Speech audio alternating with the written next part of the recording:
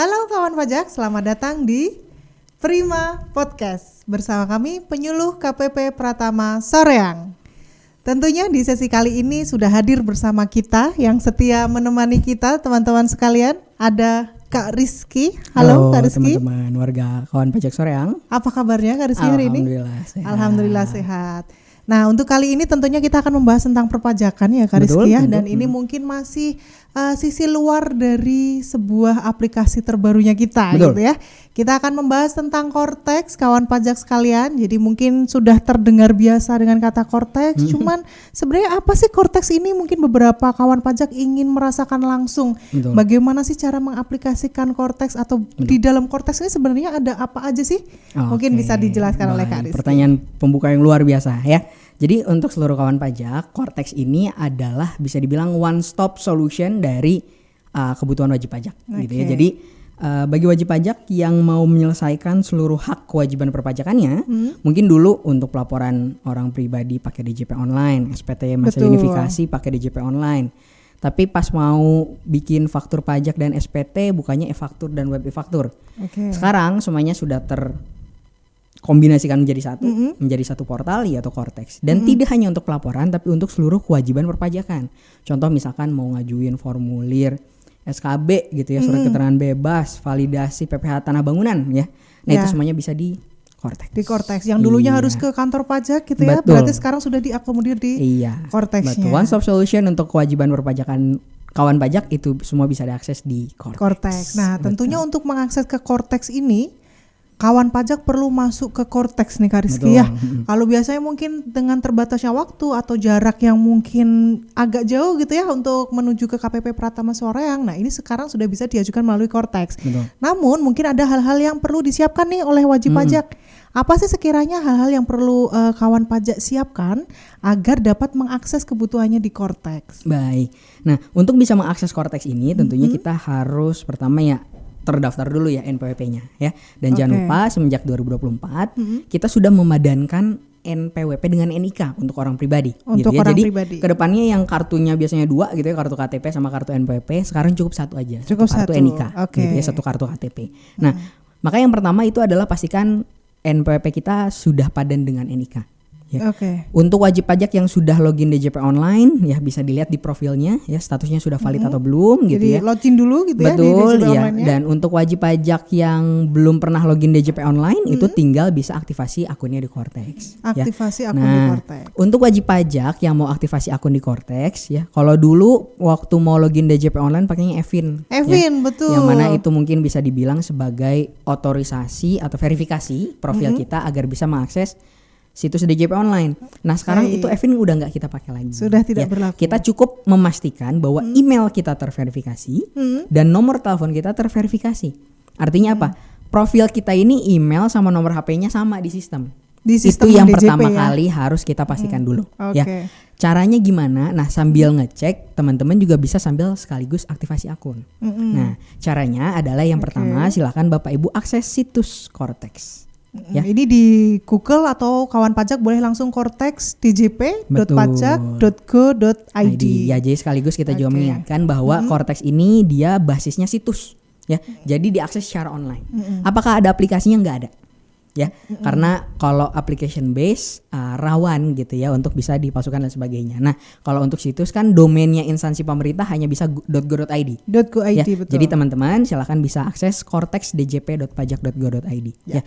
Dan kalaupun teman-teman googlingnya hanya Cortex saja ya, sejauh ini kita paling atas gitu ya.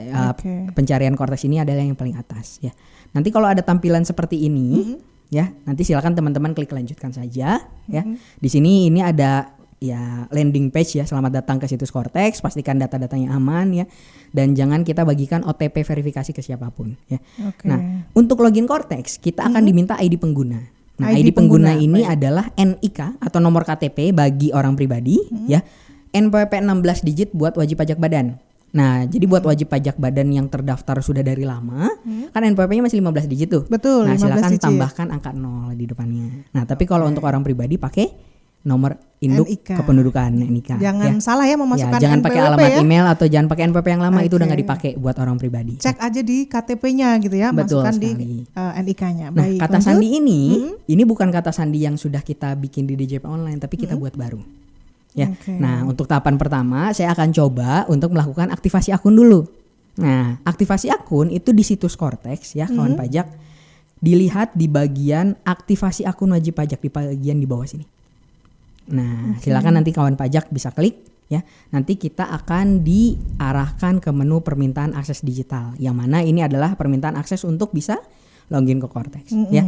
Kita tinggal klik apakah wajib pajak sudah terdaftarnya, kita klik checklist ya. Karena kan tadi tentunya ya kita udah harus punya NPWP yang sudah dipadankan dengan NIK gitu ya.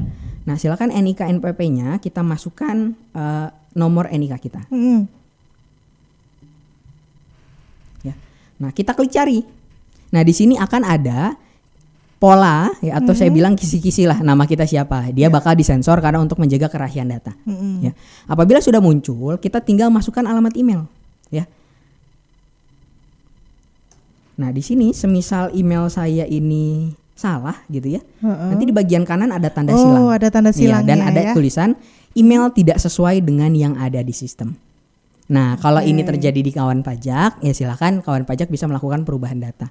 Ya, khusus untuk wargi KPP Soreang itu bisa melakukan perubahan data di KPP Pratama Soreang ya, di Cimareme, Yang di Cimareme, atau di mau pelayanan publik. Ya, Di nanti Soreang ya? di sana Oke. akan diteruskan untuk dilakukan perubahan data ke sini. Gitu ya, Jadi dokumennya. dipastikan untuk email dan juga nomor teleponnya tercentang gitu ya, ada Iya. tanda centang berwarna hijaunya. Kalau misalkan silang, silakan lakukan perubahan data terlebih dahulu. Jadi di sini kita hanya perlu mengisi NIK, email dan nomor telepon. HP. Ya, alamat email bisa Bapak Ibu pastikan aktif ya, dan itu bisa dicek di HP ya, di mobile phone Bapak Ibu semua ya, di emailnya atau Gmailnya yang ada gitu ya. Dan pastikan juga nomor HP-nya aktif juga gitu ya. Nah, apabila dua-duanya sudah checklist ya, kita bisa lanjutkan ke verifikasi identitas ya. Kita tinggal klik silahkan ambil foto. Nah, ini fungsinya buat verifikasi pribadi gitu ya, data pribadi ya. Nanti tinggal klik ambil foto. Kasih senyum terbaiknya ya. Nanti tinggal kita klik validasi. Validasi, gitu. oke. Nah, validasi foto. Nah, apabila sudah, kita tinggal klik pernyataan wajib pajaknya ya, lalu klik simpan.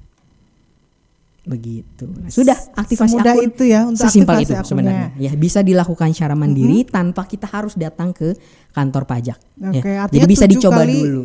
7 kali 24 jam gitu ya, bisa Iya, di itu rumah, bisa bisa dicoba kapan aja kapanpun. gitu ya. Ya, teman-teman pastikan tinggal alamat email dan nomor teleponnya itu sesuai dengan yang terdata pada sistem. Dan sekali lagi apabila terdapat perbedaan, nah itu bisa diajukan perubahan data. Kayak mau nggak mau harus diajukan perubahan data terlebih dahulu. Betul. Gitu ya. Dan memang harus dilakukan langsung oleh wajib pajaknya karena akan ada verifikasi. Nah, Oke. verifikasi itu contohnya ketika kita memasukkan email yang terbaru gitu ya, nanti akan ada kode OTP yang dikirimkan ke email dan juga nomor HP. Nah, itu akan direkam oleh petugas sehingga memastikan nih memang ini sebenar-benarnya alamat email dan nomor HP kita.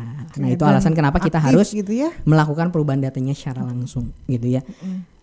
Dan itu juga salah satu sarana kita untuk bisa memverifikasi data agar tidak disalahgunakan oleh orang lain. Karena verifikasi ini menggantikan posisi Evin gitu, yang dulu kita minta secara langsung, nah Ya, sekarang cukup verifikasi betul. email dan nomor HP. Ya. Nah, kedepannya kalau misalkan email sama nomor HP-nya mau diganti, nah ini tinggal rubah aja di Cortex. Jadi nggak perlu lagi penggantian ke sini ya. Jadi Betul. dipastikan selama sudah bisa masuk ke Cortex, penggantiannya bisa secara mandiri. Betul. Tapi kalau misalkan belum bisa masuk ke akun Cortexnya kawan pajak sekalian, mau nggak mau harus dilakukan perubahan data terlebih dahulu begitu ya. Betul sekali. Baik. Nah, untuk validasi data ini ya, untuk aktivasi akun, apabila selesai gitu ya, sukses, nanti akan dikirim data bahwa aktivasi akunnya selesai berikut dengan passwordnya.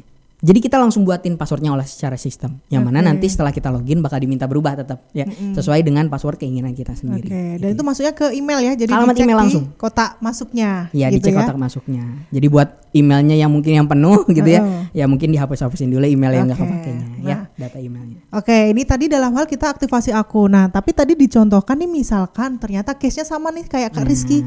Ternyata ada notifikasi bahwa akun wajib pajak ini sudah diaktifasi. Jadi kemana nih kita harus perginya? Nah, kalau semisal kita sudah diaktifasi akunnya gitu ya, berarti kita aktif juga menggunakan DJP online ya sebelumnya gitu ya, sudah pernah ada pelaporan gitu ya dan aktif kewajiban perpajakannya. Itu kita tinggal klik lupa kata sandi aja. Klik ya, lupa ini kata adalah sandi. proses pembuatan sandi bagi kawan pajak yang memang sudah akses DJP online sebelumnya dan sudah aktif gitu ya. Yang mana datanya akan dimigrasikan ke Cortex, kita tinggal membuat password buat Cortexnya aja. Nah, karena caranya berbeda juga ya, mekanismenya berbeda betul, ya kata sandinya ya. Dan tingkat keamanannya memang sedikit lebih ditingkatkan ya, terutama di bagian pembuatan passwordnya. Nah, cara kita tinggal memasukkan untuk orang pribadi ya, nomor NIK betul ya. Jadi dipastikannya kawan pajak ya yang dimasukkan di sini itu adalah nomor NIK-nya atau kalaupun badan harus 16 digit. Dihitung lagi gitu ya, apakah yang dimasukkan sudah 16 digit atau kurang gitu atau kelebihan. Gitu. Nah, kita bisa memilih kita mau ngeriset password itu lewat surat elektronik, email ya, atau nomor gawai, nomor HP gitu ya. Nah, ketika kita pilih surat elektronik, ini akan ada pola atau kisi-kisi lagi gitu ya. Nah, ketika kita memastikan oh iya memang benar ini emailnya gitu ya. Kawan pajak ketik ulang gitu ya. Jadi ini bukan otomatis keisi ya. Kita tetap ketik ulang ya. Misalkan di sini saya contoh, saya isi sendiri ya gitu ya. Nah, setelah itu kita masukkan captcha ya sebagai verifikasi keamanan gitu ya. Jadi jangan dianggurin kawan pajak ya, ini bukan secara otomatis dimunculkan sistem, tapi ini merupakan tampilan kisi-kisinya gitu ya, email yang harus diisi. Jadi memang harus dituliskan ulang. Kenapa kita tampilkan kisi-kisi atau pola gitu ya, biar kita juga bisa memeriksa ini emang email kita atau bukan. Yang terdaftar di sistem itu yang mana gitu ya. Kalau nggak yakin ternyata beda, berarti kita harus mengulang dari sisi penggantian lagi gitu ya. Iya, kita lakukan perubahan emailnya data dulu. Iya. Nah, apabila sudah kita klik pernyataan, lalu kita klik kirim. Baik. Gitu, kita klik kirim ya. Nah, ini reset password sukses. Ya, berarti link untuk mereset password itu akan otomatis terkirim ke alamat email. Betul. Nah, nanti tinggal kawan pajak silahkan buka langsung emailnya gitu ya. Nanti akan ada email yang dikirimkan dari Direktorat Jenderal Pajak yaitu riset kata sandi ya gitu ya, atau atur ulang kata sandi ya. Nanti ada link yang berwarna biru gitu ya, yang di underline biru. Itu linknya diklik ya. Setelah diklik nanti kita akan diarahkan direct secara langsung ke situs Cortex yang akan mengarahkan kita untuk membuat password baru. Password yang baru. Iya, dan passwordnya itu harus memiliki memenuhi ketentuan standar keamanan ya. Salah satunya adalah minimal 8 karakter ya. Ada huruf besar dan huruf kecilnya, ada terdiri angka juga dan juga karakter unik ya. Seperti @ ya, bulat gitu ya, tanda seru, hashtag ya, atau angka dolar dan sebagainya. Dan harus ada itu gitu harus ada gitu ya, agar akun kita nggak mudah gitu ya untuk dipakai oleh orang lain. Gitu. Jadi dipastikan kombinasi passwordnya sudah sesuai agar penyimpanan kata sandi pun berhasil gitu ya. Betul sekali. Baru kalau misalkan kita sudah mengganti kata sandi, kita bisa login gitu ya dengan menggunakan kata sandi yang telah kita sudah kita buat tadi. Jadi kalau secara ringkas mungkin kita harus semacam identifikasi diri sendiri gitu ya.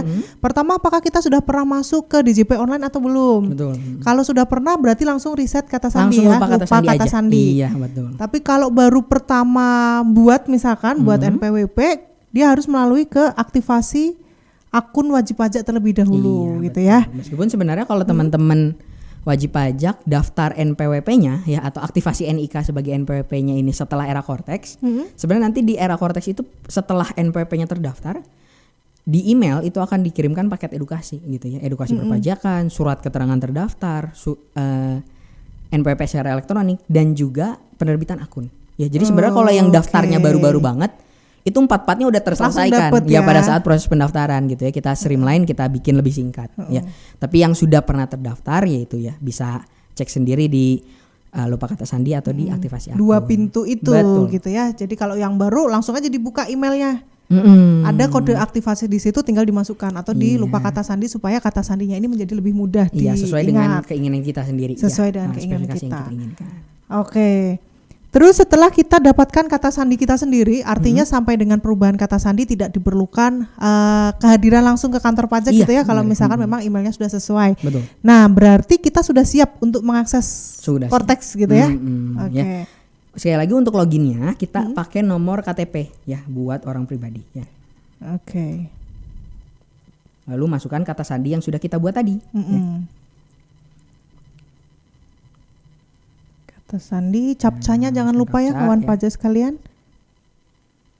Terus lanjut login. Nah, apabila sudah ada tampilan seperti ini, jaga data pribadi, perkuat keamanan akun Anda, berarti kita sudah bisa masuk login ke akun Cortex. Cortex kita. Oke, nah ini apakah cukup Kak Rizky? Maksudnya setelah kita bisa login ke Cortex, kemudian tampilan ini terbuka, apakah kita langsung bisa mengakses keseluruhan? Ini kan kalau kita lihat ya deretan yang ada di atas ini kan menunya sangat banyak gitu ya. Iya, betul. Apakah sudah cukup untuk kita bisa mengakses menu-menu yang tersedia di Cortex? Iya. Nah, ketika kita sudah bisa login sampai tampilan beranda seperti ini ya, sebenarnya artinya kita sudah satu langkah membuka pintu akun perpajakan kita gitu ya. Di sini kita bisa mengakses beragam fitur menu perpajakan yang bisa kita lakukan, contohnya e-faktur, e-bupot, dan layanan wajib pajak. Nah, tapi ada satu step lagi nih yang sebenarnya harus kita selesaikan ya. Karena apa? Kalau misalkan kawan pajak ingat gitu ya, pelaporan SPT ya, pembuatan bukti potong dan juga pembuatan faktur pajak ya, itu nanti kan produknya itu adalah dokumen elektronik. Betul. Nah, secara ketentuan ya permohonan ya pelaporan itu kan sebenarnya harus ditandatangani oleh wajib pajak ya sebagai bukti legalnya gitu. Betul. Ya bahwa kita sudah menyatakan bahwa pengisian yang kita lakukan itu benar, lengkap dan jelas. Betul. Nah, gimana nih caranya menandatangani dokumen yang diterbitkan secara elektronik? Ya, kan nggak mungkin ya dokumennya kita cetak dulu ya, kita tanda tangan manual, kita upload lagi gitu ya. Kan itu kan akan cukup menguras waktu dan biaya. Betul. Gitu ya. Nah, setelah terbitnya PP 50 tahun 2022 gitu ya, Direktorat Jenderal Pajak juga diberikan kewenangan untuk bisa melakukan penandatanganan dokumen secara elektronik Kak.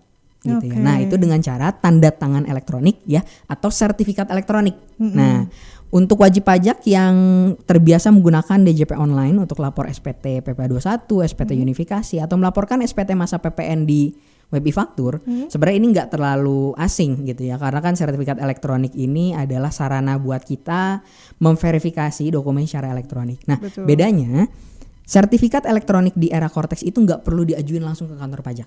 Ya, cukup kita langsung minta untuk login ke akun Cortexnya saja. Nah, di akun Cortex kita tinggal lakukan permintaan kode otorisasi tadi atau sertifikat elektronik. Oke, permintaan secara mandiri ya. Betul, bisa dilakukan secara sendiri di situs Cortex kita. Situs Cortexnya ya, juga. Jadi setelah kita login ya, kita tinggal membuka portal saya ya. Di sini akan ada menu pilihan permintaan kode otorisasi atau sertifikat elektronik. Nah, di sini ya. Nah, di sini di permintaan sertifikat digital akan ditampilkan data-data profil kita ya. Setelah itu kita tinggal pilih jenis sertifikat digital yang mau kita buat. Nah, di sini kita bisa menggunakan skema kode otorisasi DJP ya, yang mana kalau pilihan ini gratis disediakan oleh DJP ya. Atau mungkin ada beberapa wajib pajak yang memang memiliki sertifikat elektronik yang dibuat oleh pihak ketiga. Nah, contoh di sini ada beberapa, ada Privy, Vida, Vinotech dan Signature ya. Apabila memang wajib pajak memang sudah punya gitu ya, boleh menggunakan pilihan yang sudah disediakan ini ya.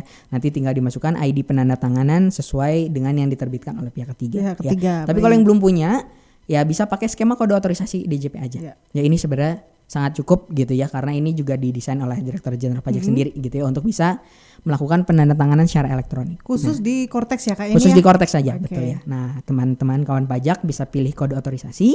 Nanti silakan masukkan pas price-nya lagi gitu ya. Nah, standarnya ini juga sama, mirip waktu kita bikin password gitu ya. Nah, semisal saya bikin seperti ini, nah dia bakal ngasih tahu ya bahwa saya harus punya minimum satu huruf besar gitu ya, uppercase, satu angka numerik gitu ya, dan satu spesial karakter. Jadi buat kawan pajak yang mau disamain dengan passwordnya biar nggak bingung juga bisa gitu ya. Mau dibedain juga nggak apa-apa. Ya mungkin ada beberapa wajib pajak yang dibedain biar tahu kapan pas login atau kapan pas saat penandatanganan. Nah, itu dibedakan nggak apa-apa buat lebih aman lagi. Nah, apabila sudah, ya contoh di sini saya coba bikin lagi. Jadi ini khusus untuk penandatanganan elektronik. Kalau login tetap menggunakan kata sandi yang tadi dibuat. Iya. Kemudian kalau bahasanya passphrase ini hanya digunakan ketika kawan pajak ini mau melakukan penandatanganan elektronik. Betul. Gitu ya. Ya. Nah, di pernyataan tinggal kita checklist, lalu kita klik simpan. Simpan. Nah, di sini akan ada notifikasi sertifikat digital berhasil dibuat. Artinya kita sudah bisa melakukan secara penuh gitu ya, memenuhi kewajiban perpajakan kita. Mau lapor SPT ya, mau mengajukan permohonan, nah itu udah selesai semua. Sudah selesai, ya, sudah bisa diajukan gitu ya. Betul ya, karena nanti setiap kita mau submit SPT ya, ketika kita mau submit permohonan itu kan harus ditandatangan secara elektronik. Betul. Nah, dengan kita sudah memiliki sertifikat digital ini ya, nanti pada saat kita mau submit kita bakal diminta passphrase. Nah, passphrase tadilah yang akan kita rekam nanti. Yang direkam, oke. Iya. Dan itu betul. secara otomatis langsung masuk ke DJP gitu ya, sistemnya Betul. DJP gitu ya. Iya. Artinya tidak sama sekali tidak ada keperluan untuk wajib pajak harus ke sini betul. gitu Jadi ya. sebenarnya dari awal ya, sepanjang email kita dan nomor telepon kita aktif ya, terverifikasi, kita mau bikin akun Cortex, kita mau bikin kode otorisasi itu nggak perlu datang ke kantor pajak sebenarnya ya. Kita bisa melakukan secara mandiri ya, lewat HP, lewat laptop yang kita miliki.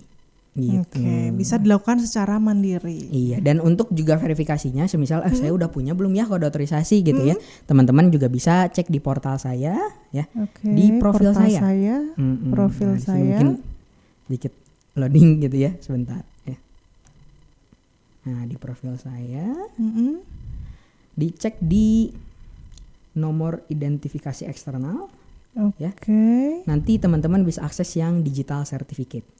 Nah, di bagian sini akan ada ditampilkan kita sudah punya sertifikat digital apa ya.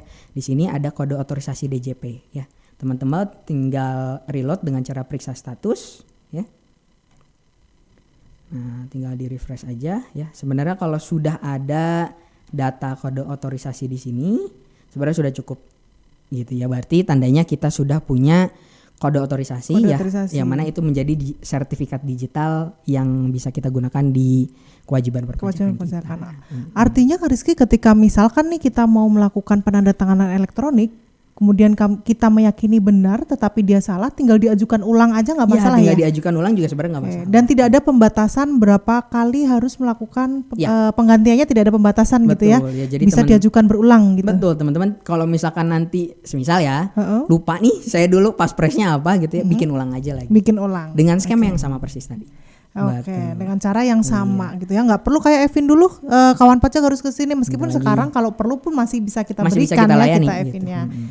Oke, nah itu tadi terkait tata cara gimana kita masuk sampai dengan pembuatan kode otorisasi. Kawan pajak bisa nih misalkan lagi ada waktu senggang, kemudian mau cari informasi apa aja sih yang di dalam Cortex ini. Nah tampilannya ada banyak. Ini kan kalau kita lihat menunya juga banyak ya Kak Rizky ya.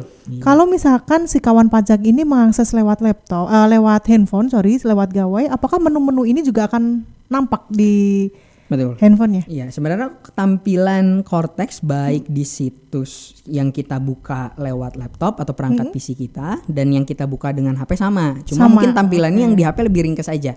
Ya. Jadi kalau misalkan teman-teman pengen tampilan yang mirip selengkap ini ya, nanti di mode browsernya itu di settingnya bisa titik 3-nya gitu ya. Nanti buka dalam mode desktop. Iya, jadi nanti tampilannya seluas ini penuh gitu ya, tampilan penuh gitu ya. Cuma mungkin lebih kecil aja karena tampilan HP lebih kecil. Gitu. Jadi kalau lewat laptop ini terlihat banyak sekali ya kawan pajak untuk menu-menunya bisa diakses. Baik, selanjutnya kemarin ada beberapa yang ditanyakan ke kita Kak Rizky terkait dengan wajib pajak ini merasa bahwa belum mendaftarkan diri sebagai NPWP.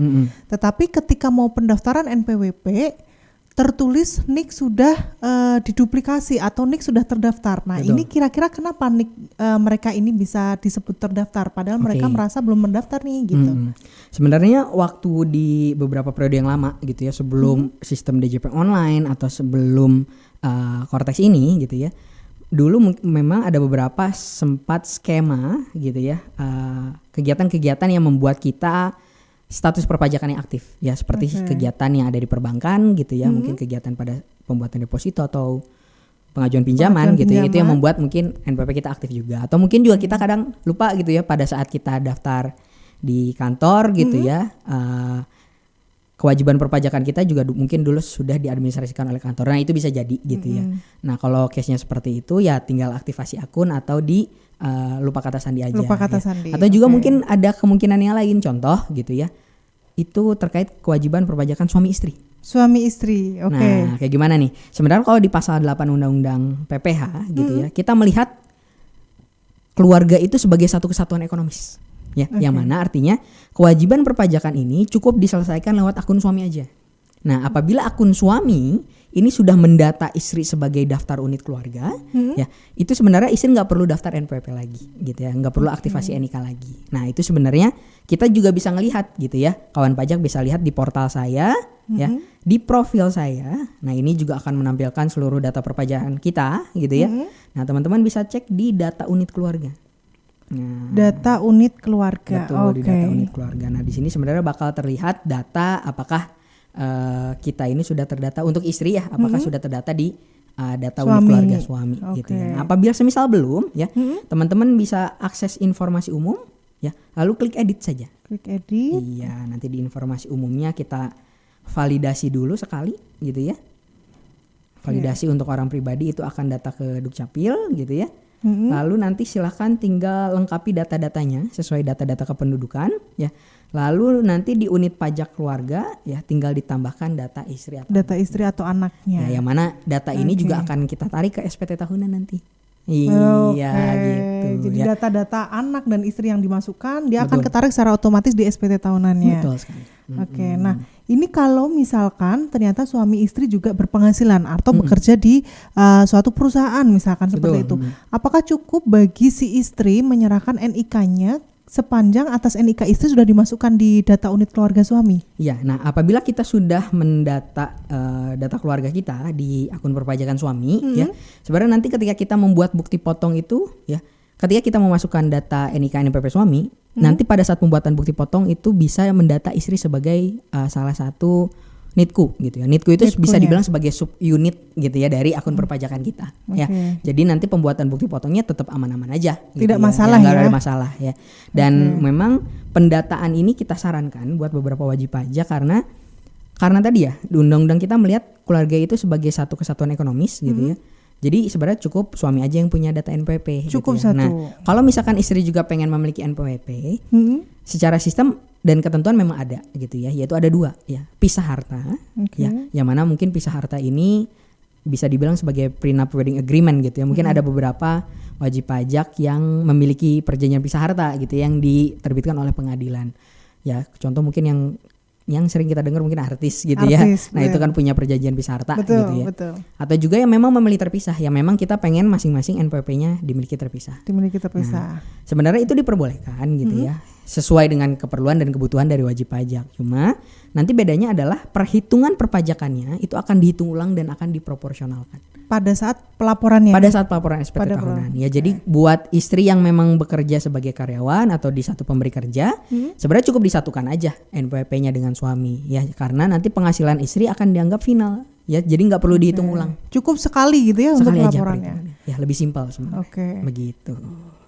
Nah, kemudian kalau misalkan case-nya ini ternyata si istri udah terlanjur nih punya NPWP, kemudian pengen digabungkan supaya pelaporannya cukup satu dan nggak perlu dihitung ulang, itu gimana prosesnya? Nah, kalau untuk yang seperti itu, tahapan pertama adalah silakan akun suaminya pastikan aktif gitu ya, status perpajakannya aktif, akunnya bisa diakses ya, akun Korteknya.